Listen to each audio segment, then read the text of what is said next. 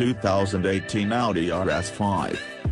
Not because it was particularly good overall, but rather because it was the final refuge of Ingolstadt's 4.2-liter V8, arguably the naturally aspirated multi-cylinder engine of the last decade.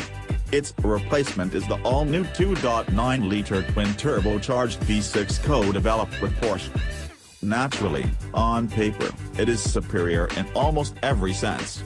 However, memories of the departed V8 provide not only a signpost to the previous RS5's most likable fixture, but also Quattro GmbH, the entity which has now morphed into Audi Sport.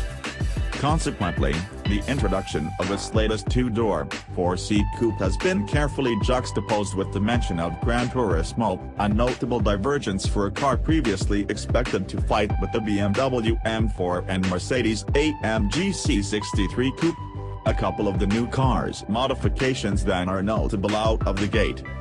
It is lighter by 60 kilograms in its cooking format, thanks mostly to the 31 kilograms lighter V6. The mechanical rear sport differential can complement the quattro all-wheel drive system and wheel selective torque control.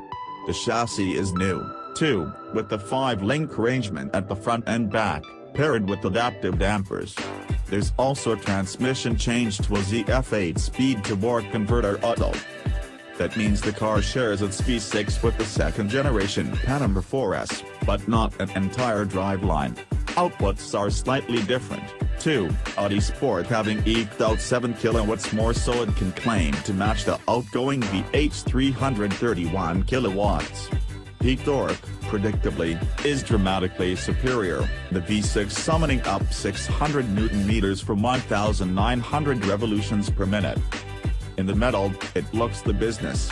The RS5 signals a mild overhaul of the brand styling approach, although with its blistered arches, lacerated air intakes and pothole big oval exhaust pipes, it establishes a familiar scene. The proportions feel about the same, too, despite the 74 mm of additional length predominantly dominated by the MLB's larger wheelbase. The inside also conforms to type, which is to say immaculate and brilliantly made and utterly endearing to touch and look at. Startup is slightly less auspicious.